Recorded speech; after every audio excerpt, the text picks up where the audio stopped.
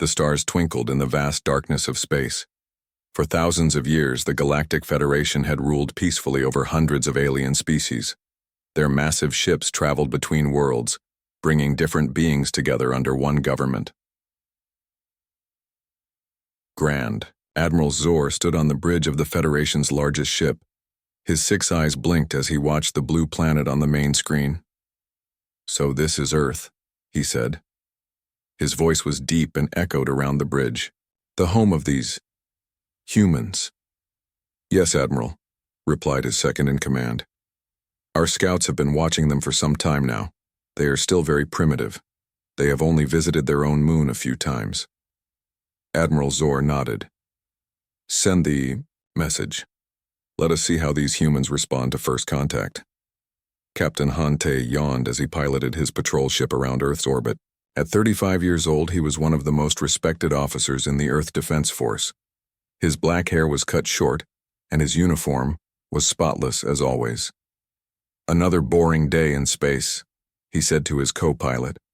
Just then, the radar began to beep loudly. "Captain, something big just appeared near Jupiter," shouted the radar operator. It's huge, sir, and it's moving toward Earth very fast." Captain Han sat up straight. "Show me." The main screen changed to show a massive ship, unlike anything humans had ever built. It was at least 20 times larger than the biggest. "Earth spacecraft, alert Earth Command," ordered Captain Han. "And get me a direct line. We may be looking at first contact with aliens." Within hours, screens all over Earth showed the same message. The aliens, calling themselves the Galactic Federation, wanted to meet with Earth's leaders. 3 days later, Captain Han stood nervously in a large conference room at the United Nations headquarters in New York. He had been chosen as the military liaison for the human diplomatic team. Next to him stood Dr. Kim Soo, a brilliant woman who specialized in languages. At 32, she had already created new ways for humans to communicate with each other. Now she would try to help humans talk with aliens. "Are you nervous?" asked Captain Han. Dr. Kim nodded. "Of course, but also excited. This changes everything we know about life in the universe." The doors opened and 3 aliens walked in.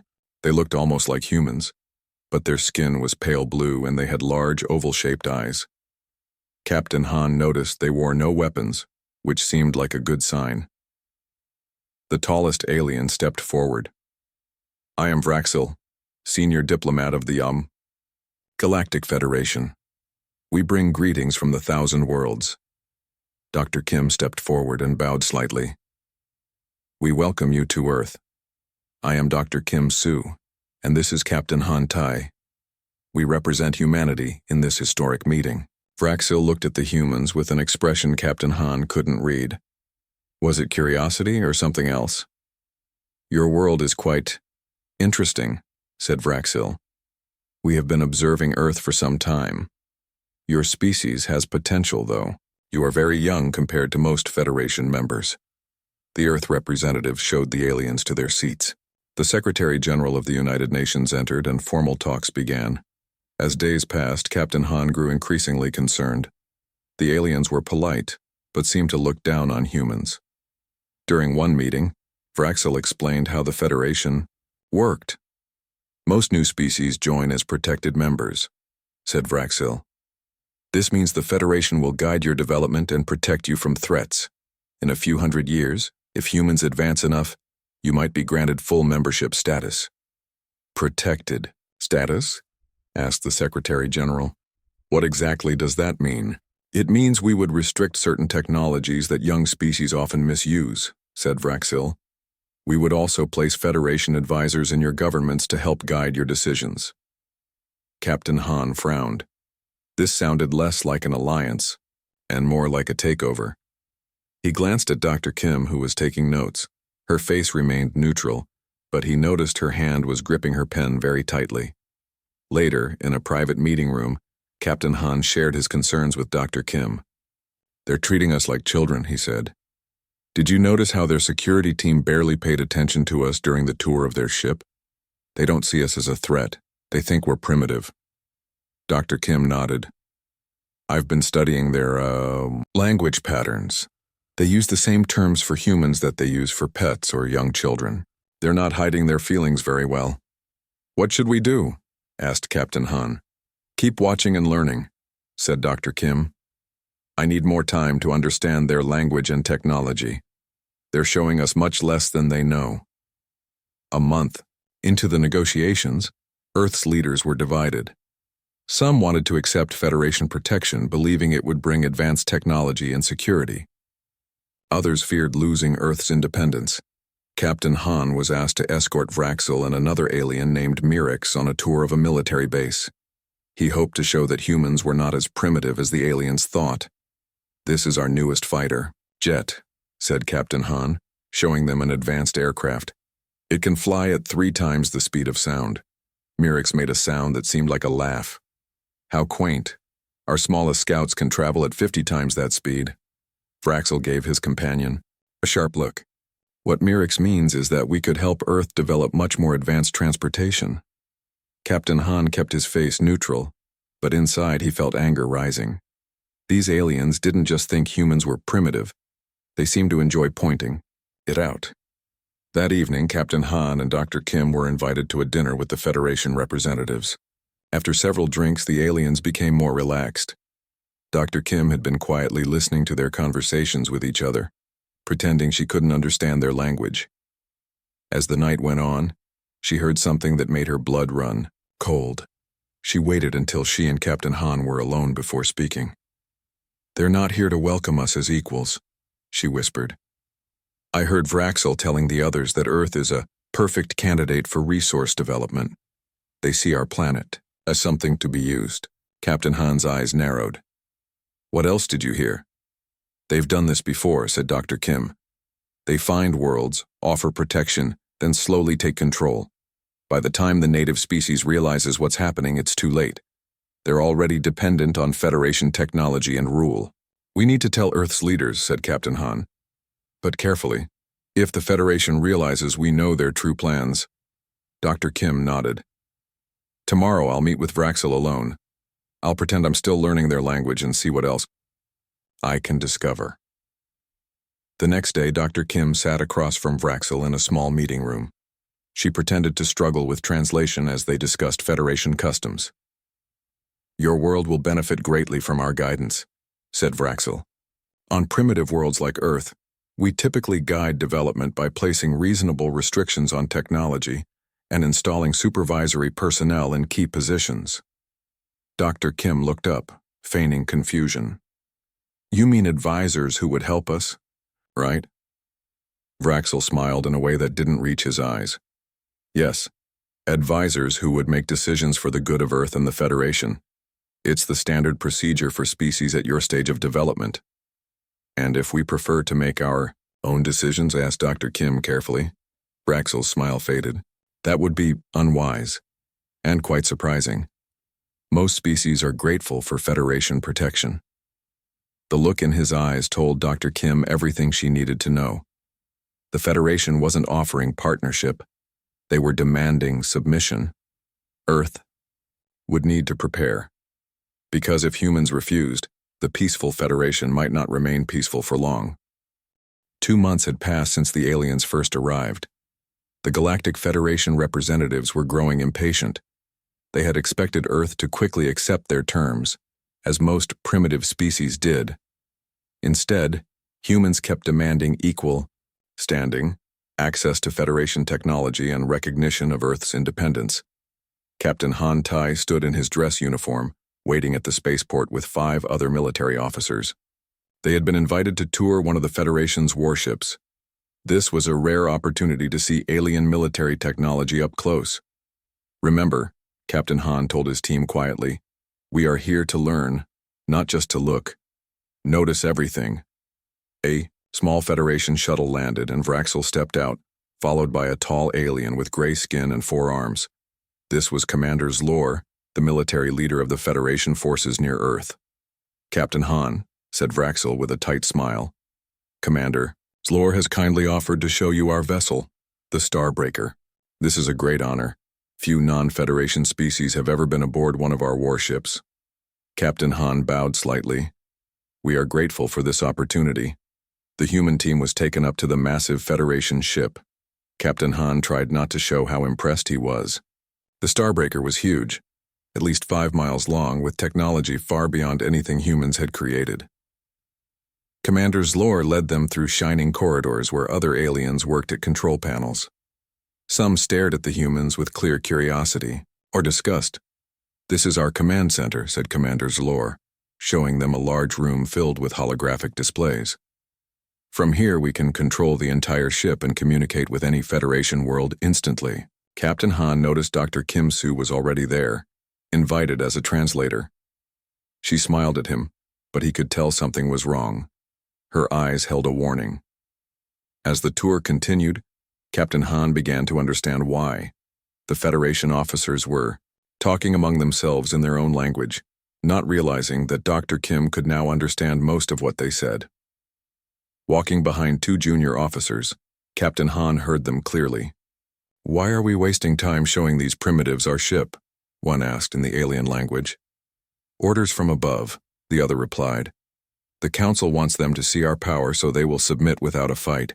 These humans are barely civilized, primates. But they might eventually be useful for manual labor." Captain Han kept his face neutral, but inside he felt his anger growing.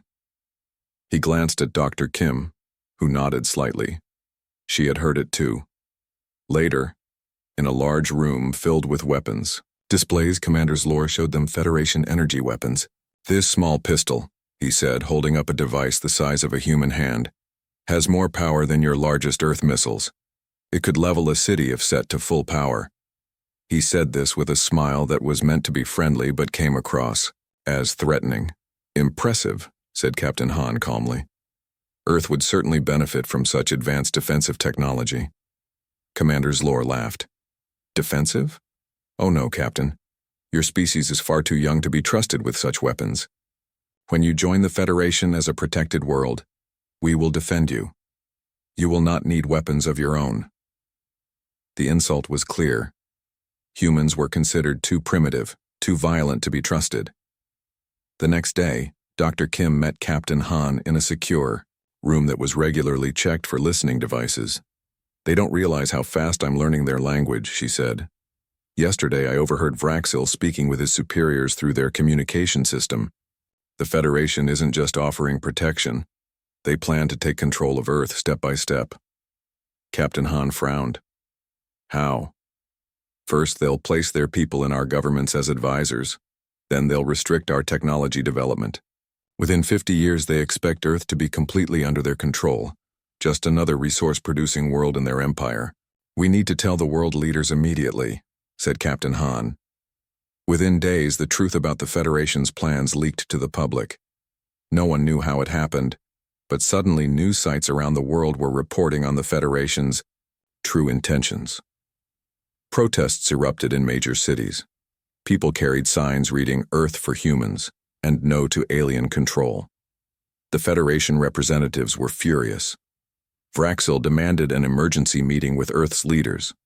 "This unrest must be controlled," he said, his usual friendly manner gone. "Your people are responding with emotion rather than reason. The Federation offers protection and guidance. We have done this for hundreds of worlds. Our people value their freedom," replied the Secretary General. "They will not accept being treated as inferiors." Vraxil's face hardened. "You have 30 standard days to accept our terms, or we will be forced to implement protective intervention. This is for your own good." After the Federation representatives left, Earth's leaders gathered in a private meeting room. "What does protective intervention mean?" asked the President of the United States.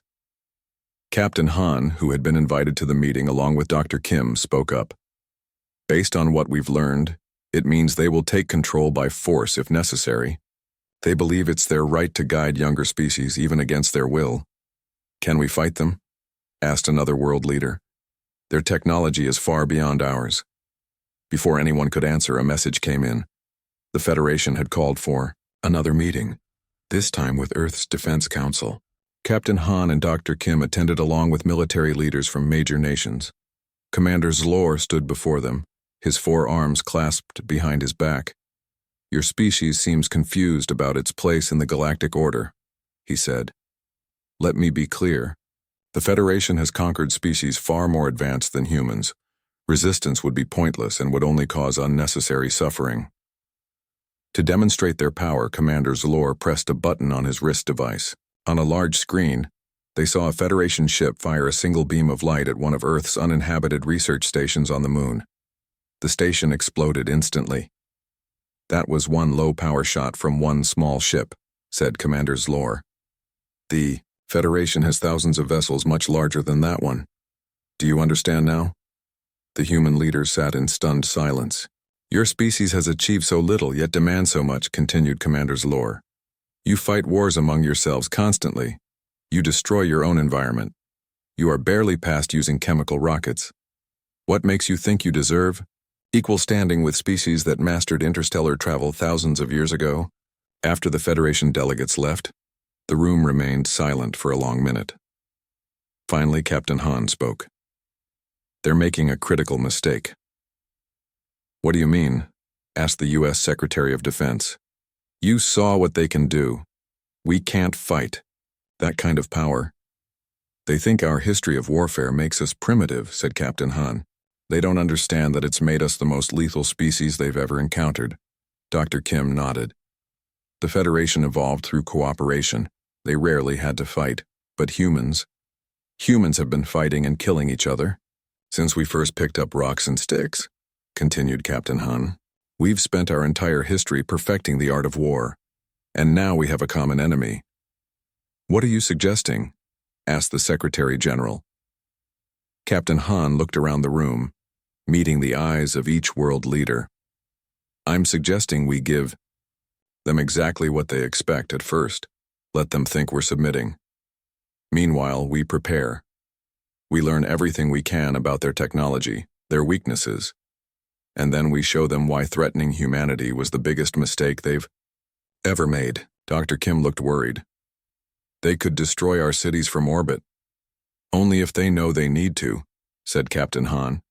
The greatest weapon humans have always had is deception. They think we're primitive and harmless. Let's let them keep thinking that until it's too late.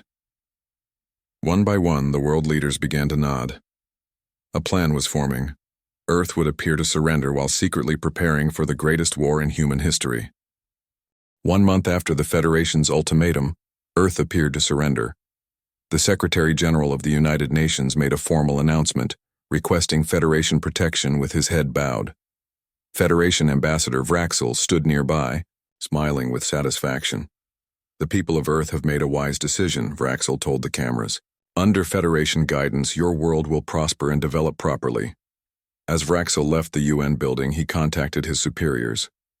Humans have come to their senses, he reported. We can begin installing supervisory personnel in their governments immediately. What Vraxel didn't see was what happened after he left. The Secretary General met with Captain Han Tae and Dr. Kim Soo in a secure underground room. The deception has begun, said the Secretary General. How long will we need? 6 months at minimum, replied Captain Han. A year would be better. Doctor, Kim nodded. We need time to understand their technology and find their weaknesses. Across the planet, a secret plan was already in motion. For the first time in history, all nations of Earth were working together against a common enemy. Old rivals shared military secrets. Scientists from different countries pooled their knowledge. In hidden facilities, engineers worked day and night. Captain Han, now promoted to admiral, stood in a massive underground base beneath the Rocky Mountains. Around him, hundreds of technicians were working on strange new weapons. They were taking the small bits of Federation technology humans had been allowed to see and combining them with Earth's existing weapons. How is it going? Admiral Han asked the lead engineer. The engineer grinned. Better than expected, sir. The Federation made a big mistake letting us see even their basic technology. We're making breakthroughs every day. At another facility in Australia, Dr. Kim led a team of linguists and computer experts. They had made an important discovery about Federation communication systems. They have almost no encryption, Dr. Kim explained to a group of military leaders via secure video. They've never needed it. Their enemies have always been too primitive to hack their communications, so they've grown lazy and complacent. Can we use this? Asked the American general. Dr. Kim smiled. We already are. We've been listening to their ship communications for weeks. They have no idea. 3 months into the occupation, Federation officials began to arrive on Earth. They were assigned to major governments as advisors, but everyone knew they were really there to take control. Admiral Han was now in charge of greeting the military advisors. He played his role perfectly, acting respectful and slightly afraid of the Federation officers. This is our main defense headquarters, Admiral Han told Commander Zlor as they toured a military base. As you can see, we've removed most of our advanced weapons as requested. Zlor nodded approvingly. Very good. Your cooperation will make this transition smoother for everyone. What Zlor didn't know was that the advanced weapons he saw being removed were mostly empty shells. The real weapons were being hidden in underground facilities around the world. That night, Admiral Han led a secret mission. A small team of human soldiers, dressed as maintenance workers, placed tiny devices on several Federation ships during routine docking procedures. These devices were undetectable to Federation sensors, but allowed humans to observe Federation technology in action. Their weapons are powerful, Admiral Han reported to Earth's leaders the next day. But their defensive systems have weaknesses. They're designed to stop energy attacks, but our physical projectile weapons might get through if modified correctly. Meanwhile, Dr. Kim made another important discovery. She had been studying Federation history and realized something crucial. The Federation has existed for thousands of years with very few wars, she explained. They've forgotten how to fight. Their tactics are basic and predictable. But their technology is still far beyond ours, said the Russian president. Technology isn't everything, replied Admiral Han. Throughout human history, many battles have been won by the side with worse technology but better strategy. Dr. Kim added, and there's something else the Federation doesn't understand. Humans have been imagining alien invasions for centuries. Through books, movies, and games, we've been mentally preparing for this longer than they realize. As Federation personnel settled into their new roles on Earth, they found humans surprisingly cooperative. Too cooperative, some thought. But most Federation officials believed humans were simply accepting their natural place in the galactic order. They're adapting faster than expected, Vraxil told Commander Zlor. They're even learning to use some basic Federation technology already. Is that concerning? Asked Zlor. Vraxil laughed. Not at all. It's like giving a child a simple toy. They can play with it, but they don't understand how it really works. 6 months into the occupation, Admiral Han met with Dr. Kim and Earth's top leaders in the deepest, most secure facility humans had built. It was 5 miles beneath the ocean floor, undetectable by Federation sensors. It's time for Phase 2, said Admiral Han. Our forces are ready. On the main screen, they could see a map of Earth with thousands of small dots representing hidden human military units. Around the solar system, more dots showed concealed human spacecraft, built in secret with reverse-engineered Federation technology. What about civilian casualties? Asked the Secretary General. The Federation could target our cities. That's why we've been evacuating people slowly, disguising it as infrastructure projects, said Dr. Kim. Major population centers are down to skeleton crews of volunteers and military personnel. Admiral Han pointed to the screen. We've also placed our new shield generators around all major cities. They're based on Federation designs but modified to work with Earth power systems. The Chinese premier spoke up. And our weapons? We have 3 types, explained Admiral Han. First, modified conventional weapons that can penetrate Federation shields. Second, hybrid weapons combining our technology with theirs. And third, pure psychological weapons. Psychological weapons? Asked the British Prime Minister. Dr. Kim smiled. The Federation has never faced an enemy that thinks like humans. They don't understand deception, misdirection, or psychological warfare. We've been feeding them false information for months. They think they know our capabilities, but they're wrong. Admiral Han stood tall, looking at each leader in turn. Throughout our history, Humans have never stopped finding better ways to fight. The Federation evolved through cooperation. We evolved through competition. They think they're dealing with primitives. Let's show them what happens when you threaten the most battle-hardened species in the galaxy. The room was silent for a moment. Then the Secretary General spoke. When do we strike? On the anniversary of their arrival, said Admiral Han. They're planning a big ceremony to celebrate 1 year of bringing Earth into the galactic community. All their leaders will be in one place. And our message to them? Asked the American president. Admiral Han's face hardened. Congratulations. You just declared war on the most lethal species alive. Dr. Kim looked at the gathered leaders. The Federation believes they're superior because they're older and more advanced, but they forgot something important. On Earth, the most dangerous predator isn't always the biggest or strongest. It's the one you never see coming until it's too late. As the meeting ended, Admiral Han and Dr. Kim stood alone, looking at the battle plans one more time. Do you think we can win? Asked Dr. Kim quietly. Admiral Han nodded. Humans have one advantage the Federation can't understand. We've spent thousands of years trying to kill each other. We've gotten very, very good at it. Now we finally have a common enemy to focus on. The countdown begins, said Dr. Kim. All across Earth and throughout the solar system, humans prepared for the greatest fight in their history. Not just for victory, but for survival. The Federation had no idea what was coming. 9 months had passed since the Federation began establishing control over Earth. Federation officials now worked in every major government building around the world. Their small bases dotted the landscape. Federation ships came and went freely, from Earth's orbit. Ambassador Vraxil stood proudly on the balcony of his luxury apartment in New York City. From his view, he could see the construction of a new Federation communications tower. Humans worked alongside alien engineers, learning to build using Federation technology. Earth is adapting well to Federation guidance, Vraxil said to his assistant. Much better than expected. Some of the other advisors have noticed strange things about the humans, replied the assistant. They seem almost too eager to learn our ways. Vraxil waved a hand dismissively. They're simply grateful for our help. Many primitive species act this way when they first encounter advanced civilizations. They're like children with a new toy. Down. Below, human workers continued building the communications tower.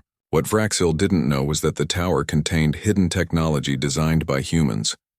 While it would work perfectly for Federation communications, it also had secret military capabilities that could be activated with a single command. Indy, Washington, D.C., Admiral Hante met with Commander Zlor. The Federation military leader had requested regular updates on Earth's defense forces. As you can see, we've reduced our military as requested, Admiral Han said, showing Zlor a chart with declining numbers of active soldiers and weapons. Excellent, replied Zlor. The Federation protection fleet can handle any threats to Earth. Your remaining forces are more than adequate for maintaining internal order. Admiral Han bowed slightly. We are grateful for the Federation's protection. After Zlor left, Admiral Han entered a hidden room beneath the Pentagon. There, Dr. Kim Soo waited with several military leaders. Did he believe the report? Asked Dr. Kim. Admiral Han smiled. Completely. The Federation has no idea that we've actually increased our military strength by 300%. Our new bases on the far side of the moon remain undetected. On a large screen, they could see the true state of Earth's forces. While the Federation believed humans were disarming, they were actually building the largest fighting force in Earth's history. Operation Trojan Horse is proceeding as planned, said Admiral Han. The Federation thinks we're building civilian infrastructure according to their specifications. They don't realize we've hidden military capabilities in everything we build. What about our satellite network? Asked the American general. The Federation wanted us to take down our old satellites since their communication systems are better, said Dr. Kim. We convinced them we needed to keep them for weather monitoring. They have no idea we've turned them into weapons. All across Earth, humans played a dangerous game of deception. In public, they appeared submissive and grateful for Federation guidance. Federation officials moved about without security concerns. Their databases were accessible to their human assistants, who seemed eager to learn. Dr. Kim now served as Earth's chief diplomat to the Federation. She had carefully cultivated a reputation as someone who deeply admired Federation culture. She often appeared slightly confused by advanced concepts, reinforcing the Federation's belief that humans were intellectually inferior. Dr. Kim is quite impressive for a human, Vraxel told Commander Zlor during a private dinner. She's learning our language faster than expected. Do you think she suspects anything about the resource extraction plan? Asked Zlor. Vraxel laughed. Not at all. Like most humans, she believes we're here to help them advance. By the time they realize we're here to mine their planet for rare minerals, it will be too late. What they didn't know was that Dr. Kim had placed a tiny listening device under their table. She heard every word of their conversation. As the one-year anniversary of the Federation's arrival approached, preparations began for a grand celebration. Federation officials planned a ceremony in New York, where they would officially announce the next phase of Earth's development. This next phase includes more advanced technology transfers, Admiral Han explained to Earth's leaders in their secret meeting place. The Federation believes we're now secure enough under their control that they can start giving us more valuable technology. Perfect timing, said the Secretary General. Our forces are ready. The question is, do we proceed with the plan? Dr. Kim displayed the latest intelligence on the main screen. The Federation is bringing 3 more major ships to Earth for the celebration. All their top leaders will be present. We won't get a better opportunity. What about civilian casualties? Asked the Japanese Prime Minister. We've completed the evacuations of all major cities, replied Admiral Han. The people still visible in the cities are mostly holographic projections or military personnel. The Federation hasn't noticed the population decrease because they don't pay much attention to individual humans. And our fleet? Asked the Russian president. Admiral Han pressed a button, showing a map of the solar system. Hundreds of dots appeared, representing hidden human ships. We have 500 ships ready to launch from the moon bases. Another 300 are hidden in Earth's oceans. All are equipped with weapons that can penetrate Federation shields based on the weaknesses we've discovered. What about their homeworld? Asked the Chinese premier. Will they send reinforcements? Dr. Kim shook her head. That's another weakness we've discovered. The Federation's central planets are 50 light-years away. Their ships can travel quickly between stars, but not instantly. If we can defeat the forces in our solar system, we'll have time to prepare for any counterattack. The Secretary General looked at each leader in turn. Then we are agreed. Operation Trojan Horse will activate during the anniversary celebration. The day before the ceremony, Ambassador Vraxel gave a speech to human reporters. Federation camera drones recorded his words to broadcast across their empire. 1 year ago, Earth joined the galactic community, Vraxel said proudly. Tomorrow, we celebrate this historic partnership. Humans are progressing nicely under our guidance. In another century or two, who knows? You might even qualify for limited voting rights in Federation matters. The human reporters smiled and nodded appreciatively. None showed any sign of anger at these condescending words. After the press conference, Admiral Han and Dr. Kim watched the recording in their secure room. He still has no idea, said Admiral Han. None of them do. Dr. Kim checked her tablet. Final reports are coming in. All systems are green. Our people are in position throughout the solar system. The Federation fleet is exactly where we predicted they would be. Admiral Han nodded solemnly. Send the final code. Odysseus is ready. Across Earth and throughout the solar system, military commanders received the message. Hidden weapons powered up. Secret ships prepared to launch. Millions of soldiers moved to their battle stations.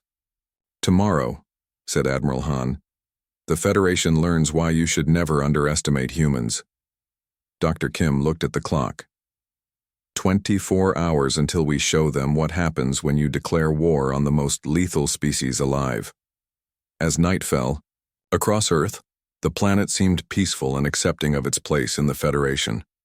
Federation officials slept soundly, unaware that the supposedly primitive humans had spent the past year preparing for the greatest surprise attack in galactic history.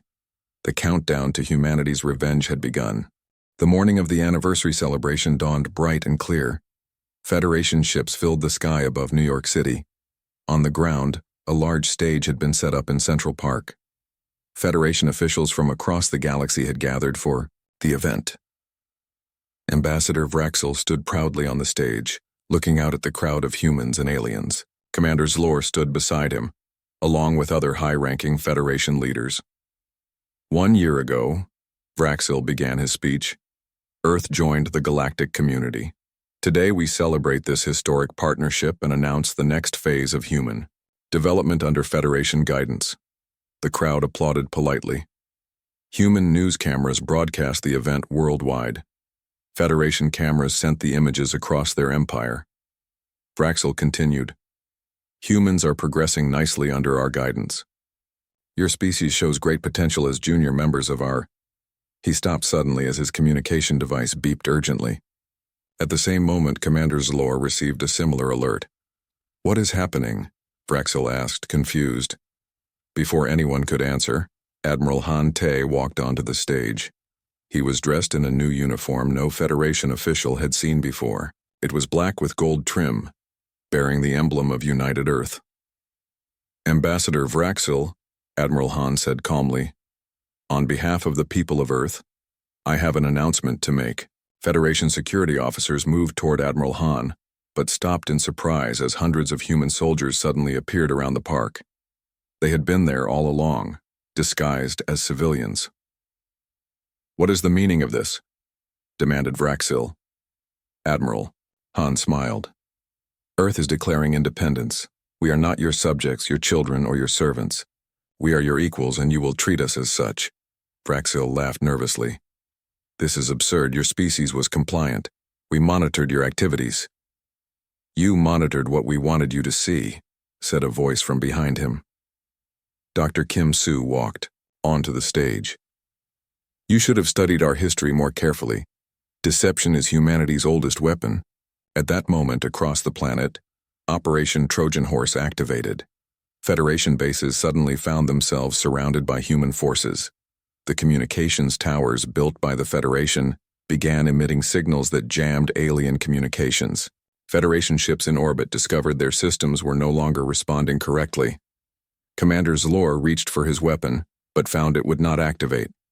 What have you done? He growled. We've been studying your technology for months, Admiral Han explained. You made it very easy for us by never securing your systems properly. You never thought primitives like us could understand your advanced technology. On screens around the park, images appeared showing Federation bases around the world being captured by human forces. Federation ships in orbit were surrounded by hundreds of human vessels that had suddenly appeared from their hiding places on the moon and in Earth's oceans. This is impossible, shouted Vraxel. Your species cannot have built such a fleet in 1 year. We didn't build it in 1 year, Dr. Kim said. We've been building it for decades. We just modified it with your technology, the technology you so carelessly allowed us to see. Admiral Han stepped forward. Ambassador Vraxel and Commander Zlor, you and all Federation personnel are now prisoners of Earth. You will be treated humanely according to our laws of war, laws we developed over thousands of years of fighting each other. Human soldiers surrounded the Federation officials. There was no resistance. The aliens were too shocked to fight back. In orbit above Earth, the hidden human fleet emerged from concealment. Federation ships found their weapon systems disabled by computer viruses uploaded months ago by human assistants. Admiral Han watched from the command center beneath the Pentagon as Federation ships were captured one by one. The first phase is complete, reported a general. All Federation forces in Earth orbit have been neutralized. No casualties on either side. And the bases on the ground? Asked Admiral Han. All captured. The Federation personnel had no idea what was happening until it was too late. Dr. Kim studied the data on her screen. We're detecting a Federation battle fleet approaching from Mars orbit. They must have been hiding in reserve. Admiral Han nodded. As expected. Begin Phase 2. In deep space, the Federation Battle Fleet commander sent a message to Earth. Your resistance is admirable but futile. The Federation spans thousands of worlds. You cannot hope to prevail. The message was received in the command center. Admiral Han pressed a button to respond. His voice and face were broadcast to every Federation ship. You still don't understand what you're facing, Admiral Han said. Humanity spent thousands of years perfecting the art of war, while your species was learning cooperation. You declared, "War on the most lethal species alive.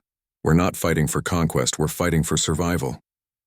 There's nothing more dangerous in the universe. As the Federation fleet approached Earth, they expected to face primitive resistance. Instead, they found themselves surrounded by hundreds of human ships, using tactics never seen before in the galaxy. Human vessels moved in unpredictable patterns, making them difficult to target.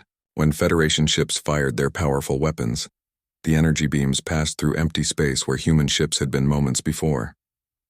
"How are they predicting our attacks?" asked the Federation commander. "They've hacked our targeting systems," reported an officer. "They know where we're going to fire before we fire." Human ships fired strange weapons that bypassed Federation shields completely. These were hybrid weapons, combining Federation technology with human ingenuity. Within hours, the Federation fleet was in ruins. Some ships surrendered, others fled. In the command center, Earth's leaders watched in amazement as the battle ended. "We did it," said the Secretary General. "We actually defeated them." Admiral Han shook his head. This was only the first battle. The Federation still controls thousands of worlds. When they learn what happened here, they'll send more ships. "But now we have time," said Dr. Kim. "Time to prepare, to build more ships, to develop better weapons. And we have something else, their own technology to use against them." "Admiral," Han nodded. "Begin transmission." Earth broadcast a message to the Galactic Federation Council, 50 light-years away. In the message, humans showed the defeated Federation forces and the captured Federation officials. "People of the Federation," said Admiral Han, "Earth does not seek war with you. We seek only to take our rightful place as equals, not subjects. Return to your worlds and leave us in peace or face the consequences. You have seen only a small demonstration of what humans are capable of when threatened." Dr. Kim stepped forward. "We offer a choice. Recognize Earth as a sovereign, equal power, or we will be forced to demonstrate why threatening humanity was your greatest mistake." 1 month later, Admiral Han and Dr. Kim stood on the observation deck of Earth's new flagship. The ship had been built using a combination of human and Federation technology. Through the window, they could see Federation diplomats approaching. In a small ship. Different diplomats this time, noted Dr. Kim, with proper authority to negotiate as equals. "Do you think they understand us yet?" Dr. Kim asked. Admiral Han smiled. "They're beginning to, and that's why we won't have to fight a long war. Sometimes, the greatest victory is making your enemy realize that fighting you would be their worst mistake." As the Federation ship docked, Admiral Han straightened his uniform. Earth was about to take its place among the stars, not as a protected species, but as a power to be respected. The most lethal species alive had proven that technological advantages mean little against the species that had turned warfare into an art form. Humanity had won its independence not through brutality, but through the very intelligence and resourcefulness the Federation had underestimated, and in the process they had taught the galaxy a valuable lesson. Never judge a species by its age or its technology, but by its will to survive. The doors opened, and the Federation diplomats entered, their faces showing a new emotion when they looked at humans: respect.